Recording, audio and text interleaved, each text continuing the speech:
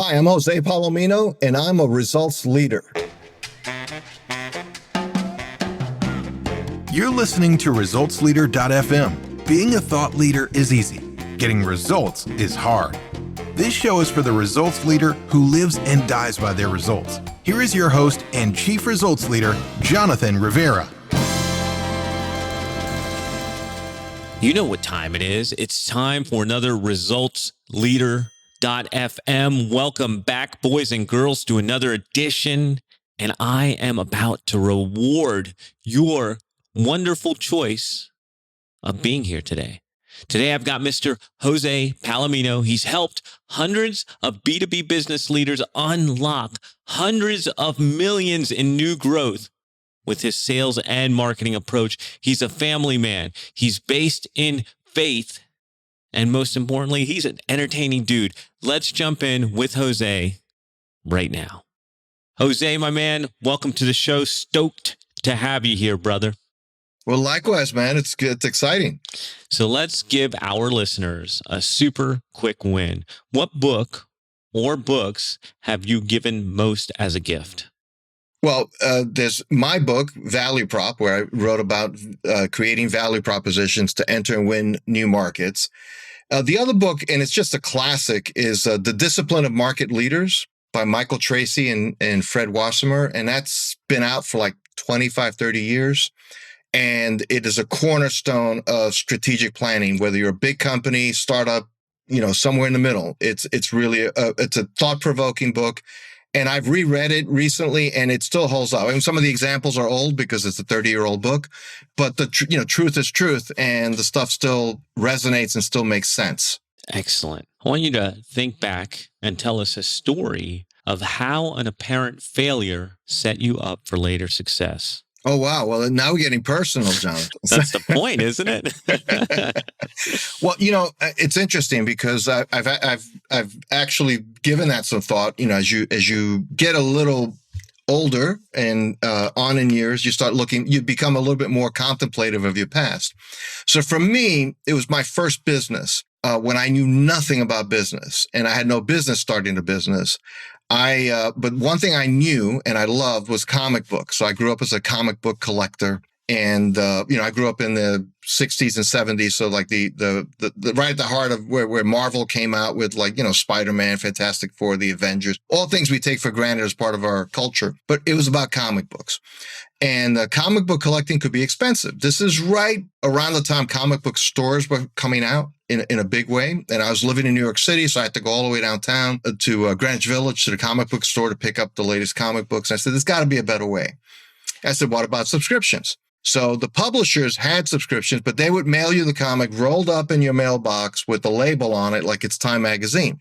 Well, that's not very good for collectors. So I had a good friend of mine. We were like high school buddies. We said, okay, let's start something. We called it the Mint Delivery System. So the idea was we'd get the comics, buy them at wholesale. We'd put them in plastic bags, collector's bags, send them in a box. So it arrived mint delivery, right?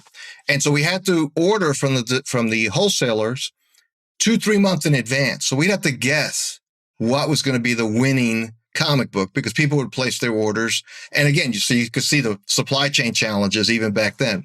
So I had to come up with a system. And right around that time, the IBM PC was launched. So this is like 83. So it goes back quite a while. And so we bought an IBM PC. And I taught myself because there was nothing, it didn't exist. There was no comic book inventory apps. So I had to teach myself programming, and I developed an inventory control system so we could actually have sanity in managing this, right?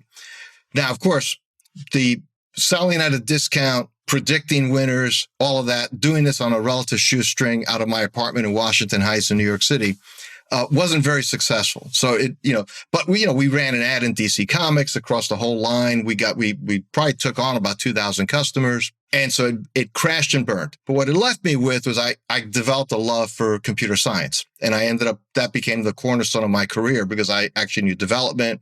I started learning networking, started working small business consulting, all came out of that. So it was a crashing failure, but it was actually the best thing that ever happened to me because it put me on a different journey.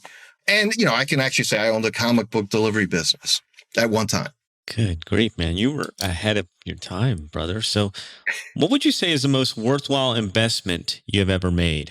Wow. At a personal or business level, any level? Whatever comes to mind is the one that I want to hear. Yeah. I mean, just we bought well in our first house, and that really enabled us to then flip it. And we weren't like doing a bunch of flipping or anything. It was just fortuitous. And it wasn't any genius. It was like I knew the market or anything like that. We just bought at a good time. We got a good uplift, and it helped us as a family with young children as we move forward. So if I look back on investment, that was it. From a personal level, it had direct impact to me, and it was good, and no complaints. Excellent, man. So think back over the last 5 years. What new belief, behavior, or habit has most improved your life? Wow. Jonathan, that's a good one. And I'm just trying to think what new behavior, belief. I don't know if it's a brand new one, but it's one that's become truer for me over just as you go through some experiences. And that is simply that you really can't know everything. You can't anticipate everything. So, and the reality is the value of having good people in your life who can speak truth into your life is even more important. And I see this, I've sometimes commented, people have asked me, hey, do you like working with, you do a lot of like entrepreneurial growth and all that strategy stuff. You must love working with like young startups. And so I would love to work with young startups, but it's a hard group to work with because they're at a point that they have this big idea. Somebody told them that their business plan when they were like going to the school, the professor said it was great, it's brilliant. They haven't been beat up enough. So as a result, they're really sure they know it. And I know that the tell for me is when I describe something, if the other person's going, I know, literally using that phrase, I know. Right away, I say, okay, I can't work with this person because they know everything. And so I guess I would say the real belief that has solidified for me, and I wouldn't say just in the last 5 years, but especially the last 5 years, is I don't know. And, and the power of having the right questions is much more important than having the right answers. If you're asking the right questions, you will end up with the right answers. So I'm at a point where I certainly don't care if somebody thinks I have the right answers. What I just want to know is, am I asking the right questions? And am I talking to somebody who, if they're looking to me to help them, are they what I call confident humility, right? So you want somebody with confidence. So if you're starting a business or you're doing something in life, you should have some confidence. But you should also have, and you need to have enough humility to say, I may not know everything about this, and I may need some inputs that can help me sharpen what I think is true. Now, you bring up an interesting point, the power of the right questions. And I'm curious, how can you figure out, how do you know the right questions? Because there's so much we don't know. Yeah, so I look at it in terms of like concentric circles, right? So the bullseye is the thing that you most need to know right now. So for example, if you're if you're disarming a bomb, is it the red wire or the blue wire that you have to go? That's the innermost part of in fact, that's a dot on the concentric circles, right? Like that's right in the middle that you must know.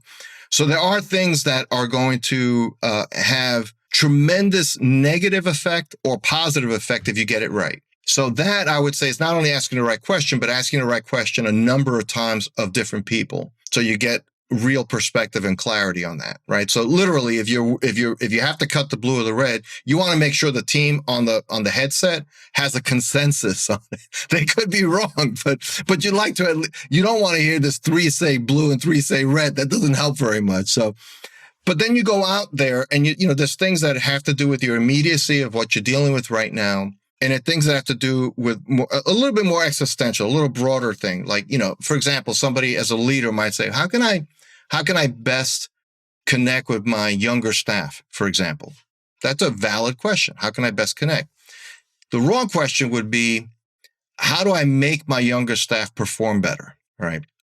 Because then you're coming at it from a point of view that's no longer valid, right? So you have to be informed. You have to be, I'm not saying you have to be committed to like all the latest thought, because at some point there's so much going out there, kind of the inverse of what you said, that there's so many questions to ask, there's so much information out there.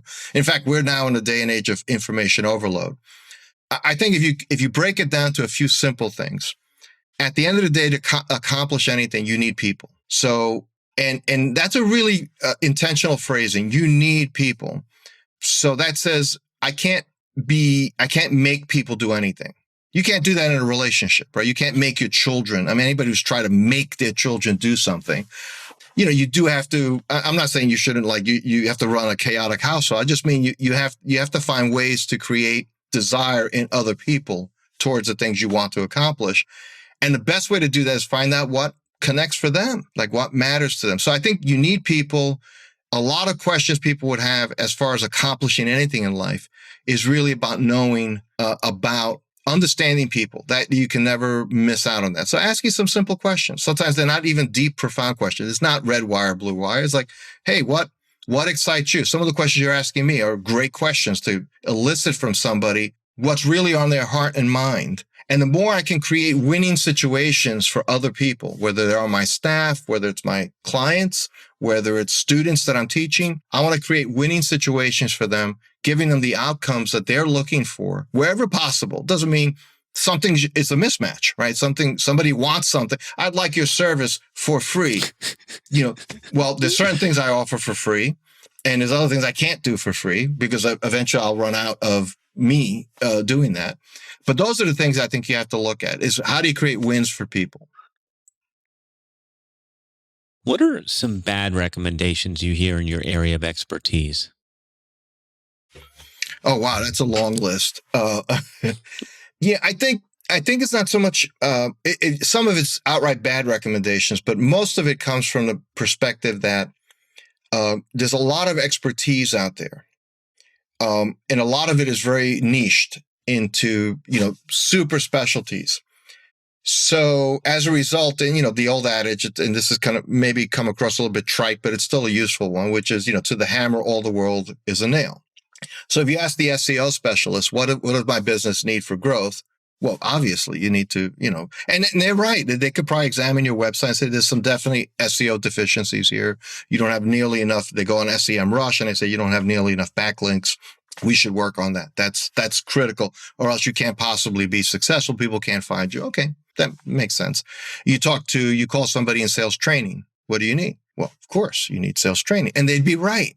All of these things would be right. So as a result, it's not so much that it's bad advice as much as it's so narrowly focused advice that it doesn't give you an opportunity to step back, especially like in business, my area of expertise. How do you look at the business as a holistic, whole? How do you look at it strategically? And how do you look at how you impact your customers that way? So it's not asking, going back to your prior questions, not asking the right questions up front, like what problem are we really solving? What do customers really appreciate working with us? What do customers really desire? That may not be even something we do, but just they would love what do they love in dealing with suppliers, for example, things like that. You dig into those questions, and then you can look at your SEO. You can look at your content strategy. You can look at your sales training and your sales hiring. All those things make sense, but you have to have a little bit of a broader view of your business and how it interacts in the world with businesses, because your customer doesn't care if your SEO is great, right? They don't. And frankly, your customer, if it's your customer for a while, whether you train your sales reps in Miller Hyman, Richardson, spin selling, Sandler, it doesn't matter. In fact, some of that they may find, well, gee, I used to be able to talk to Harry in a very human way, and now it's obvious he's running me through a playbook in his head. So, and you see that. So you have to be very careful. And it really comes down to, how do you create value in the world? So a lot of the advice is about how you extract value from the world. How do I get people to give me money? As opposed to, if you really stopped and said, how do I become so valuable? Then you won't have to worry about how to get people to give you money. They'll want to give you money because they'll want the value you create for them. And if the value you create for them doesn't motivate them to give you money, then maybe it isn't as much value as you think. Little wake-up call there, huh? Oh, yeah. Well, I mean, just say it, calling it the way I've seen it and the way it is. And then, it's true for me, true for you, true for anybody. It's like, the acid test is what we're doing valuable. Doesn't matter what I think it is. I may think my stuff is the most amazingly valuable stuff in the world. Unless I have customers agreeing with me, then maybe it's not. All right, I know you were getting into that, and we were just about to get into my favorite part where we talk about results. But first, I want to ask you a question. Are you picking up what we're laying down on this show? Are you digging what we are sharing? If you are, why not make yourself a hero today and share this with somebody who can use it? Put this out on your social media channels. Hashtag Results Leader FM. I'll be out there looking for you, and I'll make sure to boost it up too when I see you. Now that we've got that out of the way, let's jump back into the interview. Let's talk about results. Jose, why do results matter? I think two reasons. And I could answer it flippantly, and I don't want to, but I would say it this way.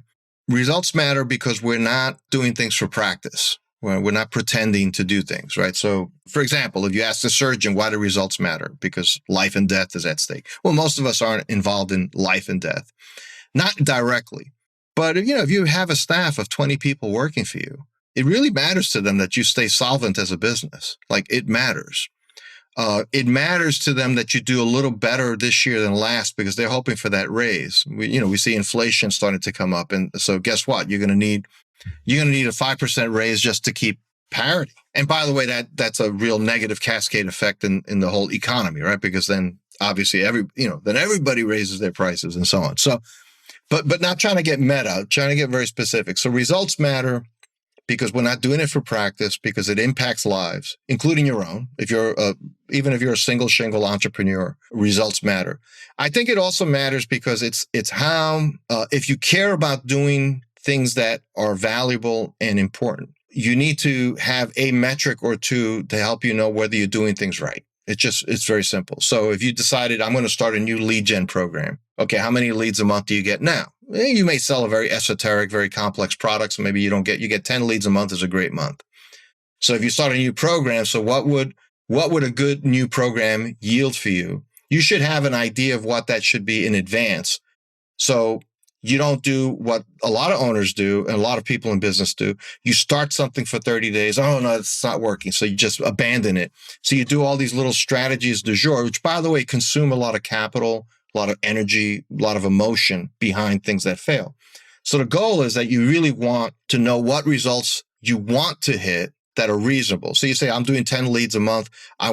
You don't necessarily say I want 20, but I wouldn't mind a 25% bump measured over what period of time? Well, over the next 6 months. Well, that'd be 18 additional leads, right? 3 extra times 6 is 18, roughly. Okay, now you know, and now you can track that. It's a simple metric, tells you whether it's working and would that pay off for you. It's a more longer conversation on that, but results matter because what you do matters. And unless you're in life doing stuff that doesn't matter to you or anyone else, in which case you received an inheritance and you're just a dilettante and you're just fooling around for a living. But most of us actually have to do something. And that, by the way, results matter in how I conduct things in my family, right? So like just a simple thing that we've done, so my oldest is 28 and I have a granddaughter. He's married and to a wonderful young woman. My daughter is out of the house and she has a nice career of her own. And my youngest is finishing up high school this year. All right. But one thing we did early on is we said, I don't want, and I'm not being critical or being looking down at anybody, but I just didn't want a fractured household where everybody, like at dinner time, goes to their corners and because I've seen that, right? And I said, no. So we're going to honor the dinner table as long where I traveled a lot for business, but when I was home and if I wasn't home, they would sit and it was like the 45 minutes, right? The time you serve dinner to an hour, we actually connect as human beings with the rest of your family because everybody's doing homework, doing other things and so on. So results matter in that I think there's a closeness and now how do I measure that? Are we like 9.8 closeness or 4 point? I don't know. I mean, I just know I'm pleased with the connection I have with my kids. And did that dinner table experience make that happen? Well, it wouldn't if everything else was, negative. But it certainly didn't hurt. And so results matter. That was beautiful. I love the dinner table. And I love that you're the first person that said dilettante on the show. So thank you for that. 2 for 2. All right. Yeah, man. So in the last 5 years, what new realization has helped you get better results for your clients? Wow. I think probably as much as anything is this. All the new technologies are there, right? Certainly all the social platforms, et cetera, et cetera. Everything that you would think is necessary in terms of content marketing and so on. So you certainly want customers using things like LinkedIn and tools like that make sense. But I would say that I've hung tough on with clients, sometimes even at the expense of maybe a client not thinking I could be as relevant for them. In this thought, not everything A works for you, and B, you don't have to do everything. Pick a few things that really work.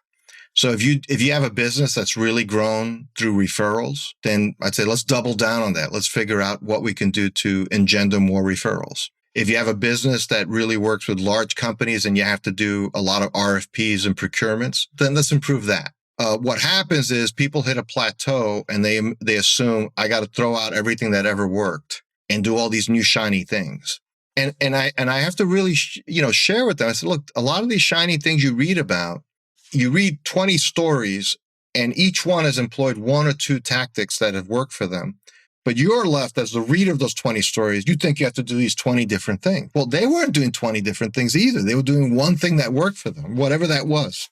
So just really helping, I think, owner leaders to realize that less is more if the less is done better, and figuring that out. Let's talk about your business for a second. What area of your business would you like better results? Well, I think one thing I'd like to see more happen, and this is probably going to be a little bit generational, is being able to deliver more of our core content in recorded fashion, right? So about 10 years ago, came up with a portal idea, captured a lot of what was then the methodology we had used. We still use a lot of those things, but it's advanced in the last 10 years substantially. And the market in the mid-market wasn't ready to consume content that way. So you see a lot of people in what I call, kind of tongue-in-cheek, the guru sphere. People sell like how to improve your personality in 10 steps and whatever. And they're all selling the 997 packages and stuff.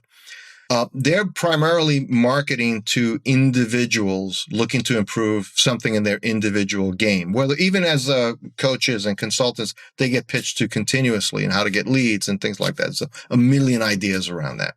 But when you move up into the mid-market, you have an owner that's running an infrastructure of 50 employees.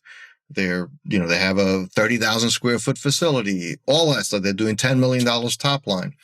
So moving them towards being able to consume at least our core content on demand, which sounds like that'd be even more convenient for them.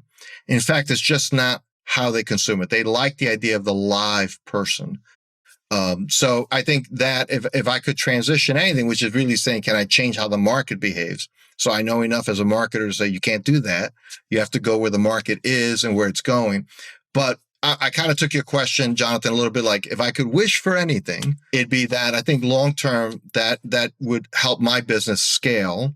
It'd also give the business a greater longevity beyond me, even candidly, because then everything's memorialized, right? So I think I'd like to see that trend continue to develop. And I think it will over time as people are more native to the internet, consuming things that way. It'll be more natural for them. In the meanwhile, I think a lot of people, obviously driven by COVID, are more comfortable with Zoom delivery and doing things remotely. So I'm doing programs for companies around the country, just delivering just via Zoom. And there's actually some real enhancements to the outcomes, talking about results, because what used to be a 2-day workshop to do something, to get something done, by the end of the second day, everybody's kind of like fried, burnt out, and not remembering even what happened yesterday. I can now break that up into a series of 2-hour segments and say spread it out over a period of, let's say, 6 to 8 weeks. And I've gotten leaders accepting and believing and say, yeah, that makes sense, because then 2 hours, we can move on to our schedule. And what you end up with is people more engaged for a lesser period of time than they otherwise would be. If you give them 2 days, people are checking their phones for emails. They have deals they're working on. It's just complicated that way. So I see some of the trends going in the right direction, but I like to move more and more towards online delivery, recorded delivery over time. What results are you most proud of? I mean, simply would be my family.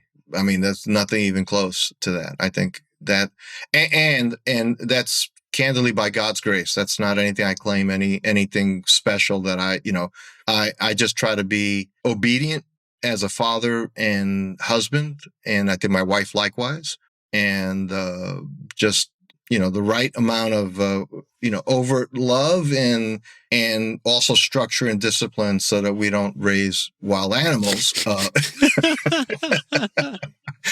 But and it's not even because they all went on to they solved world hunger or anything like that, but they're good people with integrity and character. And again, I claim a very small part. I just did what I felt was right there. And again, I just feel very overwhelmingly blessed. So that's not purely an accomplishment I can claim as like I accomplished it, but it's what immediately came to mind as you asked your question. Any parting thoughts for the results leaders who are listening to us right now? Yeah, I think probably two things very quickly. One is don't just lay out results in some broad brushstroke kind of way. That's okay to start with, but start putting some specificity behind it. Like, how do you know you're making progress?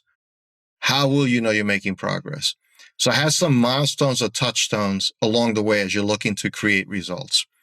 Two, I would say, is aim for big results. And I don't mean necessarily like if you're like a brand new startup and say, we're going to be the next Amazon. I mean, that's fine. And somebody will be the next Amazon, and maybe it is you. But aim for something that in your gut you believe and can motivate you for the next couple of years of hard work. And I think that'd be the third thing is results don't come about without putting the spade work in. Very, very rarely. I mean, there's an occasion you read a story of somebody had an idea and then their father's friend was a venture capitalist and now they're a unicorn, they're $1 billion, valuation company. And that does happen, sure. And that's like saying that's my plan is to win lotto. I mean, it's not a plan, right? Your plan has to be the things you can work hard at, the things that you think are valuable. Always never stop thinking about not only your own results. This would be my last word. Sorry, Jonathan. You asked for one word, you got 5. But think about what positive results you can create for other people. If you're always thinking that way, I believe then your path becomes immediately energized for success in a different way. Beautiful, man. I could talk to you all day, and I know that our listeners are absolutely going to want more from you. So where can they go to hear more from you? Yeah, thank you for that. Yeah, so first of all, I am on LinkedIn, Jose Palomino. So by all means, feel free to reach out, connect with me. Our corporate site, which is kind of our hub for all content. We have guides, we have points to the book, to our own podcast, our blog is valueprop.com. That's VALUEPROP.com. And there's also a link from there to get my book on Amazon, Value Prop. I have that and another book called Strategic Propositions, which is a book of business essays that I think your listeners might find very interesting. Well, you got to tell them the name of the podcast. I mean, it's podcast listeners, man. Okay, well, it's the Revenue Throughput Podcast, and we're on all the major platforms. And so you can look it up by Revenue Throughput Podcast, because that's a core idea we have in terms of how we help businesses around accelerating the conversion of opportunities into revenue. So that's throughput. And so check it out. We have some great guests on as well, Jonathan, and I appreciate the shout out. And I dig it. We will have links to everything in the show notes. Thank you, results leaders, for tuning in. We've been talking to Mr. Jose Palomino. Thank you, brother. Appreciate it. Thanks for the opportunity. That is a wrap for another edition of ResultsLeader.fm. If you are out there getting results for your clients and you want to be featured on the show, go to ResultsLeader.fm now and apply to be on the show. And if you love what you're hearing, share the show, give us a rating and review, do anything to help us get the message out there. Thought leadership is easy, but results leadership is hard. This is thepodcastfactory.com.